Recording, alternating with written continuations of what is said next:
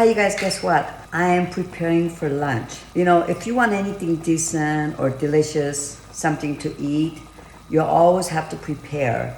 Anything in life, like you want to have enough money for the future, you have to prepare now. You have to learn to invest and diversify. So I just got done doing some content, and I have a class coming up at 1 o'clock, and I wanted to make sure that I eat some nice, delicious, spicy kimchi soup.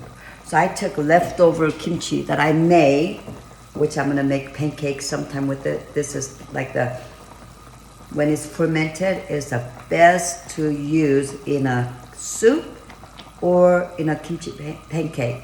My mouth is watering just because I'm talking about yummy stuff. Anyway, I used to dream when I was a little that my mother would help me teach this delicious Korean dishes, but I never got that. My mother passed away when I was very, very young, about 2 or 3 years old. So, of course, coming to America, my adopted mother did best she could, and she did make some Korean food here and there with following the recipes and buying some things at the Oriental food market. But as soon as I moved out, when I got married, and I had my own kitchen, I started cooking. And a lot of times, like, I didn't even know the proper name for the dishes that I make, right? And I didn't even know how to make kimchi. But by doing it every day, well, no, not every single day, but every time, like, I wanted kimchi, instead of going buying at the store, I would just go and buy the ingredients and make it. That's how good I got to be. So no more mourning for my mother. Wish that she was alive and cooking this delicious dish for me. I mean, I miss her. I wish I would got to know her. I didn't even know her name because I was so young when she passed away. But I'm cooking Korean food, and every time I cook and I think about how it would be so much fun to have a mother, show me and things like this. And I had an opportunity to cook with my kids when they're growing up. And so they have a lot of Korean food that they got to taste, but it's not your traditional because I didn't know how to make food. I just kind of made it as I went, or when I go to restaurants, Korean restaurants, and I pay attention to what all the ingredients and the proper name for it and things like that. And that's how I made my Korean food. And, I just think that Korean food is very, very healthy. I don't like a lot of meat, but I will boil some like bones. Like this is like a beef neck bones or, pork necks, just for the flavors, right?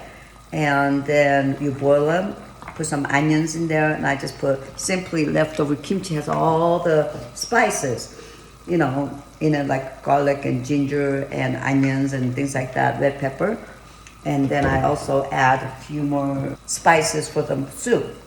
And I can't wait to eat them when it's lunchtime. It's only like 10 to 11, and we're going to be eating in about 12:30. And so I just want it to be well prepared to have a nice, hot, spicy kimchi soup. And I threw in some squash, you could see in there. And my mouth is just watering because I just could, some foods that you cook, you just can't help it, right? You just gotta taste, and your mouth is watering and everything. So again, when you're cooking, make sure that you cook to your taste bud. Don't try to satisfy other people's taste bud, because then it won't turn out. Because some people like it extra salty, some people like it not as much salt in their food. Some people eat very bland. And so you just kind of season it as to how you like it. And then people could add like extra salt or peppers if they want them, right? But don't ever try to cook to satisfy other people's taste bud, because then you'll never turn out. You will never taste good. So you have to make it the way how you like it. And then from there on, they could add extra seasonings they wanted, like extra pepper, salt, or even garlic powder and things like that. But that's how I always cook. That was just my secret recipe, is to cook it the way how I like it in my taste bud. But if you're an extra salty person, like when your food, you want extra salt, then don't put as much, because then to other people, it may be too salty. So even some foods that I make, I try to put very little salt, because you can't take the salt out, but you could always add, right? So with that kind of thinking, when you're cooking, it's really easy and it's a lot of fun, because I'm cooking it the way I like it, to my taste, but not everybody else's. That's not being selfish.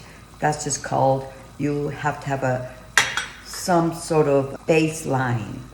And so within my kids, they all have a different taste buds, right? And some people like Korean food, some people don't. Some people like more Italian food, and some don't, and things like that. So like my husband likes his food a little bit more saltier than me, so he'll add extra salt, but not me, you know. So that is a very, very important secret that we need to remember when we're cooking, especially having other people eat your food with you. And be sure to click the link below and follow me on my YouTube channel. Now this pot of kimchi soup, to buy this amount at the restaurant is very expensive. So usually you get a bowl, and a bowl of kimchi soup is like anywhere between $8 to $9 with tips and things like that. And then a bowl of rice is like very, very small bowl like this. They charge you like $2. And so the more you could cook at home, the more money that you could save. And that means more money that you could invest and diversify, and to help you stay retired, so that you will never run out of money. I'll see you on my next video. So today's tip in a kitchen is to cook at home more often. Even if you don't like it, there's gotta be something that you like to cook. Something. If you don't like to cook it yourself, then just have your kids or your husband help you cook together and make it into like an activity, cooking activity. And you just never will stop, because it's so much fun. It's not a work at all.